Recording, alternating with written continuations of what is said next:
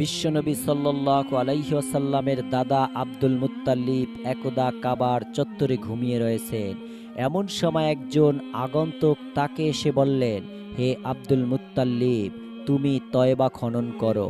Abdul Muttalib তাকে জিজ্ঞাসা করলেন, তয়বা কি? কিন্তু লোকটি তার প্রশ্নের কোনো উত্তর না দিয়ে সেখান থেকে চলে গেলেন। পরদিন তিনি আবারও সেই স্থানে ঘুমিয়ে রয়েছেন। আবার সেই আগন্তুক তাকে এসে বলল, হে আব্দুল মুত্তালিব, তুমি বাররা খনন করো। আব্দুল মুত্তালিব লোকটিকে জিজ্ঞাসা করলেন, বাররা কি? কিন্তু তার প্রশ্নের কোনো উত্তর না দিয়ে লোকটি আবারও চলে গেল। পরদিন আবার আব্দুল মুত্তালিব সেই স্থানে ঘুমিয়ে রয়েছে। আবার সেই আগন্তুক এসে তাকে বলল, হে আব্দুল মুত্তালিব, তুমি মাজমুনা খনন করো। আব্দুল মুত্তালিব তাকে আবারও জিজ্ঞাসা করলেন, মাজমুনা কি? কিন্তু আবারও লোকটি তার প্রশ্নের কোনো উত্তর না দিয়ে চলে গেলেন। পরদিন যখন আবার তিনি সেই স্থানে ঘুমিয়ে রয়েছেন, তখন সেই লোকটি তাকে আবারও বলল, আব্দুল মুত্তালিব, তুমি ঝমঝম খনন করো। আব্দুল মুত্তালিব তখন তাকে জিজ্ঞাসা করলেন, ঝমঝম কি? লোকটি উত্তর দিল, ঝমঝম এমন একটি কূপ যার পানি কোনোদিন শেষ হবে না। সে সর্বদাই মানুষের তৃষ্ণা নিবারণ করতে থাকবে। সে সর্বদা হাজিদের তৃষ্ণা নিবারণ করতে থাকবে। আব্দুল মুত্তালিব জিজ্ঞাসা করলেন, আমি কিভাবে জানব ঝমঝম কূপের অবস্থান কোথায়? সেই আগন্তুক বলল, যেখানে রয়েছে একটি পিপিলিকার বাসা এবং তার উপর রয়েছে রক্তে রঞ্জিত একটি মাংস, আর সেই মাংসটিকে ঠোকরাচ্ছে একটি কাক, সেই স্থানে ঝমঝম কূপ রয়েছে। আগন্তুক ব্যক্তি যখন আব্দুল মুত্তালিবকে ঝমঝম কূপের পরিচয় এবং তার অবস্থান সম্পর্কে জানিয়ে দিলেন, তখন তিনি বুঝতে পারলেন এটা একটি সত্য স্বপ্ন। পরদিন নিয়ম অনুসারে আব্দুল মুত্তালিব ভোর করলেন। এরপর তিনি কূপ খনন করার যন্ত্রপাতি নিয়ে কাবার চত্বরে আসলেন। তার সঙ্গে তখন ছিলেন তার একমাত্র ছেলে হারিস ইবনে আব্দুল মুত্তালিব। হারিস তখন আব্দুল মুত্তালিবের একমাত্র সন্তান ছিল। অন্য অন্য সন্তানরা তখন জন্মগ্রহণ করেননি। তিনি দেখতে পেলেন কাবার অদূরে একটি উট জবেও করা হয়েছে। এমন সময় একটি কাক সেখান থেকে একটি গোস্তের টুকরা নিয়ে কাবা শরীফের অনতি দূরে একটি পিপিলিকার বাসার উপর সেই গোস্তের টুকরোটি ফেলে দিল। অতঃপর সে ঠোঁট দিয়ে সেই গোস্তের টুকরোটি ঠোকরাতে লাগলো। আব্দুল মুত্তালিব তখন বুঝতে পারলেন এখানে রয়েছে ঝমঝম কূপের অবস্থান। এরপর সেই স্থানে গিয়ে তিনি খনন করতে লাগলেন। খনন করতে করতে যখন ঝমঝম কূপের পার প্রকাশিত হয়ে গেল, তখন কুরাইশরা বুঝতে পারল আব্দুল মুত্তালিব তাদের পিতৃপুরুষ ইসমাইলের কূপের সন্ধান পেয়েছে। বুঝতে পেরে তারা তার চারপাশে ভিড় জমিয়ে ফেলল। এরপর তারা তাকে বলল, হা আব্দুল মুত্তালিব, এটা আমাদের পিতা ইসমাইলের কূপ, এতে আমাদের সবারই অধিকার রয়েছে। অতএব তুমি এই কূপে আমাদেরকেও শরিক করে নাও। আব্দুল মুত্তালিব বলল, আমি কোনোভাবেই তোমাদেরকে এই কূপের মালিকানায় তোমাদের শরিক করব না। স্বপ্ন আমাকে দেখানো হয়েছে এবং এই কূপের সাথে আমাকেই বিশেষায়িত করা হয়েছে। তোমাদের কাউকে স্বপ্ন দেখানো হয়নি। অতএব কেউ তোমরা এই কূপের মালিকানায় আমার সাথে অংশ হতে পারবে না। কুরাইশরা তার এই কথা শুনে বলল, আমরা তোমার সাথে বিবাদ না করে এত সহজে কূপটির মালিকানা তোমার হাতে হস্তান্তর করব না।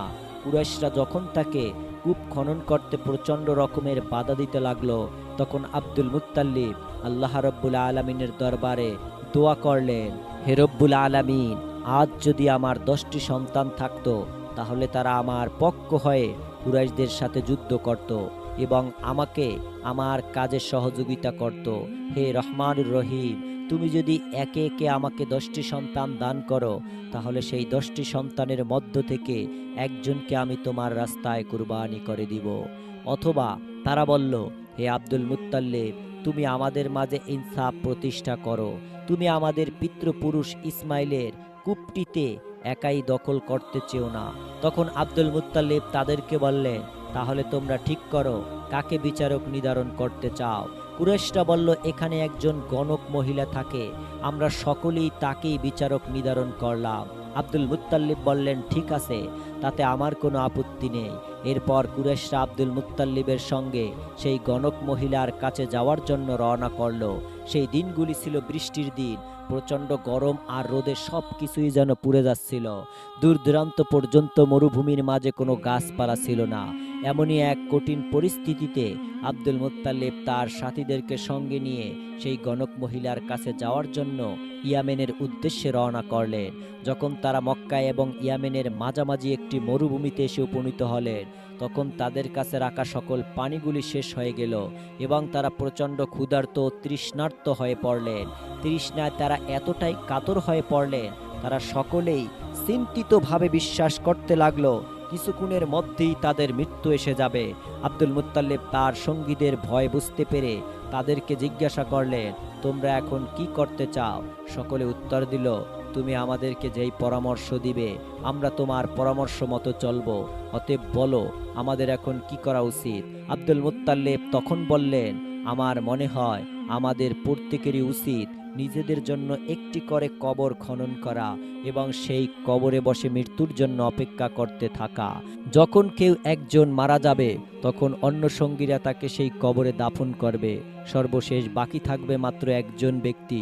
সকলেই দাফন না হওয়ার চাইতে একজন ব্যক্তির দাফন না হওয়া অনেক উত্তম। অতঃপর আব্দুল মুত্তালিবের এই পরামর্শ অনুযায়ী সকলে নিজেদের জন্য একটি কবর খনন করল এবং সেই কবরে বসে তারা মৃত্যুর জন্য অপেক্ষা করতে লাগলো। কিছুক্ষণে এভাবে চলে যাওয়ার পর আব্দুল মুত্তালিব চিন্তা করলেন, পানির জন্য কোনো রূপ চেষ্টা না করে এবং মৃত্যুর জন্য অপেক্ষা করাটা এক বোকামি ছাড়া আর কিছুই না। আমরা যদি পানির জন্য চেষ্টা করি তাহলে হতেও পারে আল্লাহ রব্বুল আলামিন কোনোভাবে আমাদের জন্য পানির ব্যবস্থা করে দিবেন। এরপর তিনি তার সঙ্গীদেরকে বললেন, হে ভাইয়েরা, আমরা এভাবে মৃত্যুর জন্য অপেক্ষা না করে চলুন খুঁজে দেখি কোথাও কোনো পানি পাওয়া যায় কিনা।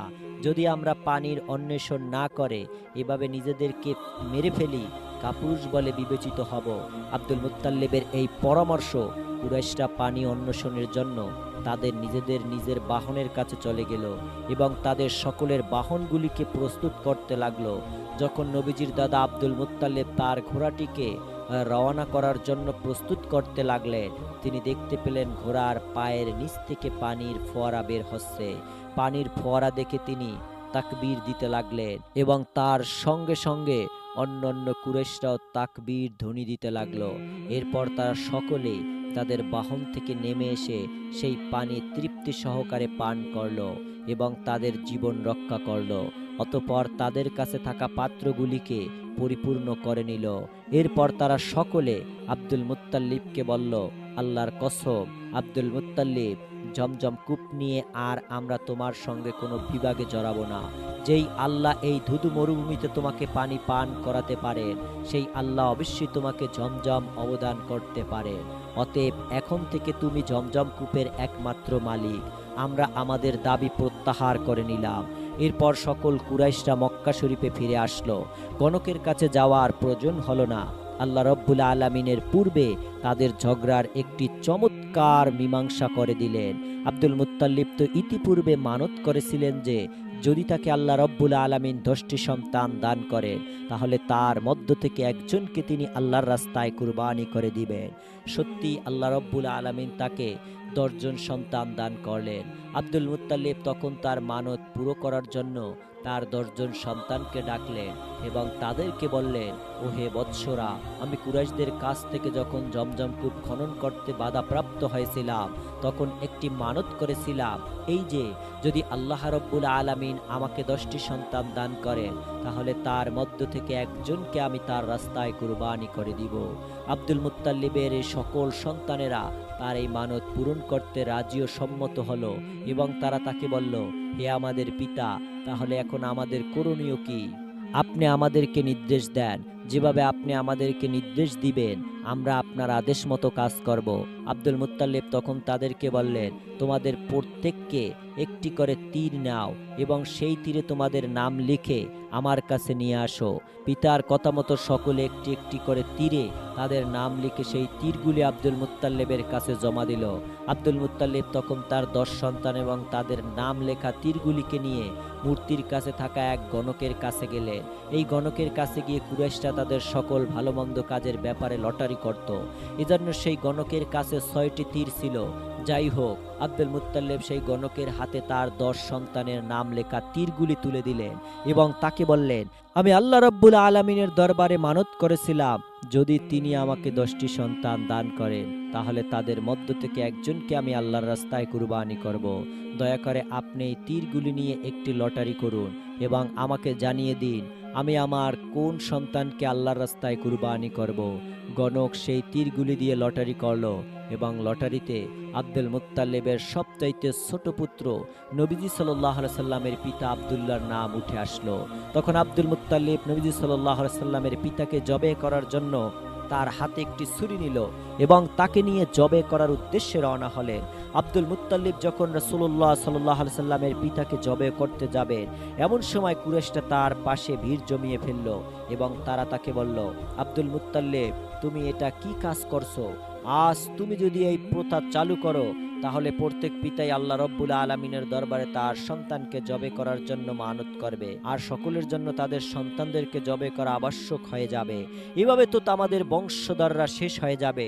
তুমি কেন আব্দুল্লাহকে জবে করতে চাচ্ছ? এর প্রকৃত কারণ বর্ণনা না করলে আমরা কোনোভাবেই তোমাকে এই কাজ করতে দিব না। এরপর আব্দুল মুত্তালিব বলল, আমি মানত করেছিলাম আমার একজন সন্তানকে আল্লাহর রাস্তায় কুরবানি করব। আমি আমার মানত পূরণ করার জন্যই তাকে আল্লাহর রাস্তায় কুরবানি করছি। কুরাইশরা তাকে বলল, যদি আল্লাহ রব্বুল আলামিন আমাদের মাল গ্রহণ করার মাধ্যমে তোমার সন্তানের জীবন রক্ষা করেন তাহলে আমরা আমাদের মালের মাধ্যমে তার ফিদিয়া প্রদান করব। তুমি এখনই তোমার সন্তানকে জবাই করিয়ে নাও। আমরা শুনেছি খয়বরে একজন অলৌকিক ক্ষমতা সম্পন্ন মহিলা থাকেন এবং অদৃশ্য থেকে তার কাছে বার্তা নিয়ে বার্তা বাহক আসেন। সেই মহিলা আমাদেরকে যেভাবে আদেশ দিবে আমরা সেভাবেই কাজ করব। সে যদি তোমার পুত্রকে জবেও করতে বলে তাহলে জবাই করে দিও, আর যদি অন্য কোনো পদ্ধতি বলে দেয় তাহলে সেই পদ্ধতি বলে দিও। আব্দুল মুত্তালিব তখন তাদের পরামর্শ শুনে সেই মহিলার কাছে যাওয়ার জন্য রওনা করলেন। আব্দুল মুত্তালিব তার কাছে পৌঁছে পরিপূর্ণ ব্যাপারটি খুলে বললেন। পুরো ব্যাপারটি শুনে সেই মহিলা বলল, তোমাদের মধ্য থেকে যখন কোনো এক ব্যক্তিকে হত্যা করা হয়, হত্যার বিনিময় তোমরা কয়টি উট জরিমানা স্বরূপ দাও? তারা বলল, আমরা 10টি উট জরিমানা হিসেবে প্রদান করি। সেই মহিলা বলল, তাহলে শোনো, তোমরা একদিকে 10টি উট রাখবে, অপর দিকে তোমাদের ছেলেটিকে রাখবে। এরপর তোমরা লটারি করবে। যদি লটারিতে তোমাদের ছেলেটির নাম আসে তাহলে পুনরায় তোমরা 10টি উট বাড়িয়ে দেবে। এভাবে যতক্ষণ পর্যন্ত না উটের নাম আসবে ততক্ষণ পর্যন্ত তোমরা উটের সংখ্যা বাড়াতে থাকবে। এরপর যখন উটের নাম আসবে তখন তোমরা বুঝবে তোমাদের প্রতিপালক এতগুলো উটের বিনিময় তোমাদের সন্তানের জীবন রক্ষা করবেন। এই ফয়সালা নিয়ে কুরাইশরা মক্কায় চলে আসলো। অতঃপর আব্দুল মুত্তালিব রাসূলুল্লাহ সাল্লাল্লাহু আলাইহি সাল্লামের পিতা আব্দুল্লাহকে একদিকে দাঁড় করিয়ে দিলেন, অপর দিকে 10টি উটকে দাঁড় করিয়ে দিলেন এবং গণককে 3টি লটারি করতে বললেন, আর নিজে আল্লাহ রাব্বুল আলামিনের কাছে দোয়া করতে লাগলেন। দেখা গেল লটারিতে আব্দুল্লাহর নাম আসছে। এরপর তিনি আরো 10টি উট বাড়িয়ে দিলেন এবং গণককে লটারি করতে বললেন, আর নিজে আল্লাহ রাব্বুল আলামিনের দরবারে দোয়া করতে লাগলেন। দেখা গেল পুনরায় আব্দুল্লাহর নাম আসলো। এরপর তিনি আরো 10টি উট বাড়িয়ে দিলেন এবং গণককে লটারি করতে বললেন এবং তিনি আল্লাহ রাব্বুল আলামিনের দরবারে দোয়া করতে লাগলেন। দেখা গেল পুনরায় আব্দুল্লাহর নাম আসলো।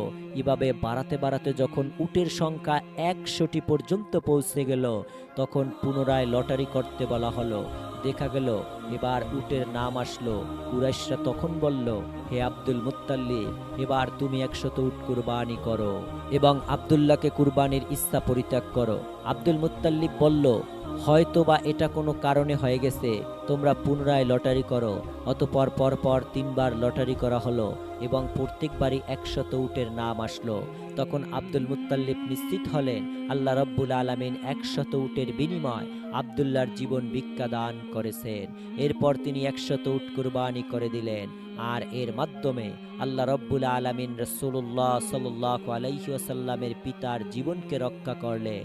হযরত রাসূলুল্লাহ সাল্লাল্লাহু আলাইহি ওয়াসাল্লামের পিতা আব্দুল্লাহ ছিলেন সৌন্দর্যের দিক থেকে অতুলনীয়। তার সাথে ছিল আল্লাহ তাআলার সর্বপ্রথম সৃষ্টি নূরে মুহাম্মাদি। ফলে তার চেহারা হয়ে উঠেছিল উজ্জ্বল থেকে উজ্জ্বলতর। তার মধ্যে থাকা নূরের মুহাম্মাদি সাল্লাল্লাহু আলাইহি সাল্লামের সৌন্দর্য আর চরিত্র মাধুর্যের কারণে আরবের অনেক সম্ভ্রান্ত পুণ্যবর্তী নারী তাকে বিবাহের প্রস্তাব দিয়েছিলেন। সুন্দরী মহিলাদের মধ্যে বনি আসাদ গোত্রের পুণ্যবর্তী মেয়ে হযরত খাদিজা রাদিয়াল্লাহু তাআলা আনহুয়ের চাচা নওফেলের কন্যা রুকাইয়া বিনতে নওফেলের নাম বিশেষভাবে উল্লেখযোগ্য। একদিন রুকাইয়া কাবার পাশে দাঁড়িয়েছিলেন। আব্দুল্লাহ তার পাশ দিয়ে অতিক্রমকালে রুকাইয়া তার চেহারায় চমকিত রূপে আশেকা হয়ে বলল, হে আব্দুল্লাহ, আমি প্রতিশ্রুতি দিচ্ছি যে পূর্বে তোমার জীবনের বিনিময়ে যে 100 উট কুরবানির কথা বলা হয়েছিল, আমি সেই 100 উট তোমাকে পরিশোধ করে দিব। তুমি আমাকে বিয়ে করো। নবীজির পিতা আব্দুল্লাহ বলেন, আমি আমার পিতার অবদ্ধতা হতে পারবো না এবং তাকে না জানিয়ে আমি বিবাহ করতে পারবো না। কিছুদিন পর আব্দুল মুত্তালিব তার ছেলেকে বিবাহ করাতে চাইলেন, কিন্তু সেই সোনার ছেলেকে তিনি কোথায় বিবাহ করাবেন? অনেক খোঁজাখুঁজি করে অবশেষে বনি জোহরা গোত্রের আমেনাকে তার খুব পছন্দ হলো। জ্ঞানে ও বংশমর্যাদায় সকল গোত্রের মধ্যে আমেনা ছিলেন অদ্বিতীয়া। আব্দুল মুত্তালিব ছেলের বিয়ের জন্য প্রস্তাব দিলে পরিবারের সকলেই সেই প্রস্তাব সাদরে গ্রহণ করেন। অতঃপর নবীজির পিতা আব্দুল্লাহ এবং তার মাতা আমিনার শুভ বিবাহ সংগঠিত হয়ে গেল। বিবাহের পর রাসূলুল্লাহ সাল্লাল্লাহু আলাইহি সাল্লামের পিতা এবং তার মাতার মধ্যে মুলাকাত হলো, যার মাধ্যমে নূরে মুহাম্মাদি মাতা আমিনার গর্ভে গিয়ে আশ্রয় গ্রহণ করল। এর কিছুদিন পর নবীজি সাল্লাল্লাহু আলাইহি সাল্লামের পিতার সঙ্গে সেই মেয়েটির আবার দেখা হলো, কিন্তু এবার সেই মেয়েটি তাকে বিবাহ করার ব্যাপারে কোনো আগ্রহ দেখালো না। তখন নবীজি সাল্লাল্লাহু আলাইহি সাল্লামের পিতা আব্দুল্লাহ তাকে জিজ্ঞাসা করলেন, কি ব্যাপার? সেই দিন তো এত আগ্রহ দেখালে, আজ যে কিছুই বলছো না? মেয়েটি বলল, না, এখন আর তোমার প্রয়োজন আমার নেই। সেই দিন তোমার কপালে যেই নূর আমি দেখেছিলাম, আজ আর তা নেই। আমি মূলত ওই নূরের কাম্য হয়ে তোমাকে বিবাহ করতে চেয়েছিলাম। সেই মেয়েটি ছিল তদানীন্তনকালের আরবের বিখ্যাত জ্ঞানী ব্যক্তি ওরাকা বিন নওফেলের বোন। ওরাকা ছিলেন বিভিন্ন ধর্মগ্রন্থের সুপণ্ডিত। তার মাধ্যমে তার বোন রুকাইয়া জেনেছিলেন যে মক্কায় একজন নবী আগমন করবেন। সেই নবীর পিতা যিনি হবেন, তার ললাটে দেখা যাবে নূরে মুহাম্মাদির উজ্জ্বল জ্যোতি। নবীজি সাল্লাল্লাহু আলাইহি সাল্লামের যখন তার মায়ের গর্ভে 6 মাস পূর্ণ হয়েছে, এমন সময় তার পিতা আব্দুল্লাহ মদিনায় ইন্তেকাল করেন। মা আমেনা প্রিয় নবী সাল্লাল্লাহু আলাইহি সাল্লামকে গর্ভে ধারণ করা অবস্থায় বিভিন্ন অলৌকিক স্বপ্ন দেখতেন। একবার তিনি স্বপ্নে দেখলেন কি যেন তাকে বলছে, হে আমেনা, মানব জাতির মহানায়ক তুমি গর্ভে ধারণ করেছো। তিনি যখন ভূমিষ্ঠ হবেন, তখন তুমি বলবে, আমি আমার সন্তানকে সকল হিংসুকের অনিষ্টতা থেকে আল্লাহর আশ্রয় প্রার্থনা করছি। তারপর তার নাম রেখো মুহাম্মদ। তিনি গর্ভে থাকাকালে মা আমিনা আরো স্বপ্নে দেখলেন যে তার দেহের ভিতর থেকে এমন একটি আলোক রশ্মি বের হলো, যা দিয়ে তিনি সুদূর সিরীয় ভূখণ্ডের বজ্রার প্রাসাদ সম পর্যন্ত দেখতে পেল। দিন পেরিয়ে চলল, হয়ে এলো রাসূলুল্লাহ সাল্লাল্লাহু আলাইহি সাল্লামের জন্মের সেই দিনটির আগমন। রবিউল আউয়াল মাসের 12 তারিখ সোমবার, শুক্লান্ত দ্বাদশীয় অপূর্ণ চাঁদ সময়মাত্র অস্ত গিয়েছে। আলো আধারে দোল খেয়ে ঘুমান্ত প্রকৃতি আঁখি মেলেছে। বিশ্ব প্রকৃতি আজ নীরব নিস্তব্ধ। নিখিল সৃষ্টির অন্তরালে কি যেন এক অতৃপ্তি অপূর্ণতার বেদনা হিললিত হয়ে উঠেছে। কোনো স্বপ্ন সাধন যেন আজ মিটে নাই। যুগ যুগান্তরে পুঞ্জীভূত সেই নিরাশাদার বেদনা আজ যেন জমাট বেঁধে দাঁড়িয়ে আছে আরবের মরুদিগন্তে। মক্কা নগরীর এক নিভৃত কুটিরে একটি নারী এই সময় প্রসব বেদনায় কাতরাচ্ছে। তার নাম ছিল আমিনা। মা আমিনা বলেন, সাধারণ সন্তান প্রসবের সময় নারীদের যেই ব্যথা অনুভব হয়ে থাকে, আমার যখন সেই ব্যথা অনুভব হয়েছিল, তখন আমি গৃহে একাকী ছিলাম। এমন সময় এক বিকট শব্দ শুনতে পেয়ে আমি ভয়ে ঘাবড়ে গেলাম। আমি ছোট একটি সাদা পাখি দেখতে পেলাম। সে তার পাখা দিয়ে আমার বক্ষ মুছতে লাগলো। এতে আমার সমস্ত ব্যথা ও ভীতি দূর হয়ে গেল। এরপর আমি আমার নিকট এক গ্লাস সাদা শরবত পেয়ে তা পান করলাম, যাতে আমি শান্তি অনুভব করলাম এবং উজ্জ্বল আলো আমার দৃষ্টিগোচর হলো। ইতিমধ্যে আমার নিকট শুভ্র উজ্জ্বল চেহারার বিশিষ্ট কয়েকজন মহিলা উপস্থিত হলেন, যাদেরকে আমি ইতিপূর্বে কখনো দেখিনি। আমি আশ্চর্য হয়ে গেলাম এবং ভাবতে লাগলাম, এরা আবার কোথা থেকে আসলো। তখন তাদের একজন বলে উঠল, হে আমিনা, তোমার ভয় পাওয়ার কোনো কারণ নেই। আমি ফেরাউনের স্ত্রী আসিয়া। আরেকজন বলল, আমি ঈসার জননী মরিয়ম। আরেকজন বলল, আমি পৃথিবীর সর্বপ্রথম মানবী হাওয়া। আমিরা বললেন, এই সময় আমার খুবই খারাপ লাগছিল। আমি ঘন্টার একটি বিরাট শব্দ শুনতে পাচ্ছিলাম। পূর্বের শব্দের চেয়ে পরের শব্দগুলি তীব্র ভীতি করেছিল। এমন সময় আসমান ও জমিনের মধ্যবর্তী স্থানে রেশমি কাপড়ের ন্যায় একটা সাদা কাপড় দেখতে পেলাম। শূন্যে কতগুলি পুরুষ মানুষ দাঁড়িয়েছিল, যাদের হাতের রূপদের পান পাত্র ছিল। অতঃপর আমি একদল পাখি দেখলাম, তারা আমার নিকট আসলো। তাদের চোখ জমরুট পাথরের, আর পাখাগুলো ছিল ইয়াকুত পাথরের। এই সময় আল্লাহ তাআলা আমার চোখের পর্দা উঠিয়ে দিলেন। আমি সমস্ত পৃথিবীর পূর্ব পশ্চিম 3টি পতাকা দেখতে পেলাম। একটি পূর্ব প্রান্তে, দ্বিতীয়টি পশ্চিম প্রান্তে, আর তৃতীয়টি কাবা শরীফের ছাদের উপর ছিল। এরপরে আমি মুহাম্মদ সাল্লাল্লাহু আলাইহি সাল্লামকে প্রসাব করলাম। এক জান্নাতি রমণীরাই হযরত মুহাম্মদ সাল্লাল্লাহু আলাইহি সাল্লামের প্রসাব পরবর্তী সকল কার্য সাধন করলেন। বিবি আমেনা বলেন, রাসূলুল্লাহ সাল্লাল্লাহু আলাইহি সাল্লাম যখন জন্মগ্রহণ করেছিলেন, তখন আমি তাকে সেজদা অবস্থায় দেখতে পেলাম। সেই সময় তিনি তার উভয় হাতের তর্জনী আঙ্গুল দোয়া ও ক্রন্দনকারীদের আকাশ পানে প্রসারিত করেছিল। আল্লাহর নবী সাল্লাল্লাহু আলাইহি সাল্লাম এই দুনিয়াতে আগমন করার পর সর্বপ্রথম যেই বাক্যটি উচ্চারণ করেছিলেন, তা ছিল লা ইলাহা ইল্লাল্লাহু ওয়া আন্নী রাসূলুল্লাহ, এবং তিনি খতনা করা অবস্থায় জন্মগ্রহণ করেছিলেন। বিবি আমেনা আরো বলেন, এরপর আমি দেখতে পেলাম একটি সাদা চাদর এসে তাকে ঢেকে ফেলল এবং আমার চোখের অগোচরে নিয়ে গেল। সেই সময় আমি শুনতে পেলাম একজন আবেদনকারী বলেছে, এই পবিত্র সন্তানটিকে পৃথিবীর পূর্ব পশ্চিমে সর্বত্র ঘুরিয়ে নিয়ে আসো। সকল সাগর মহাসাগর সে দেখে নিক। এতে সকল স্থান ও জলবাসী তার নাম প্রশংসা ও উজ্জ্বলতম আকৃতি সহ তাকে চিনে নিতে পারবে। তাকে দেখার হক সকলেরই রয়েছে। প্রত্যেকেই তাকে এক নজর দেখার প্রকার ইচ্ছা ও আগ্রহ রাখে। আর তারা যেন আরো জেনে নিতে পারে এই পবিত্রতম সন্তানটি হলেন বিশ্বের মহামানব। আল্লাহ রাব্বুল আলামিন তার উসিলাতে এই পৃথিবীর চন্দ্র গ্রহ নক্ষত্র সব কিছু সৃষ্টি করেছেন। এই পৃথিবীকে তাওহীদের আলোয় আলোকিত করার জন্য হযরত মুহাম্মদ সাল্লাল্লাহু আলাইহি ওয়াসাল্লামকে আল্লাহ তাআলা সৃষ্টি করেছেন। প্রিয় দর্শক, এই রকম ইসলামিক ইতিহাস ও ইসলামিক গল্প শুনতে আমাদের চ্যানেলটি সাবস্ক্রাইব করে আমাদের সাথেই থাকবেন। আল্লাহ হাফেজ।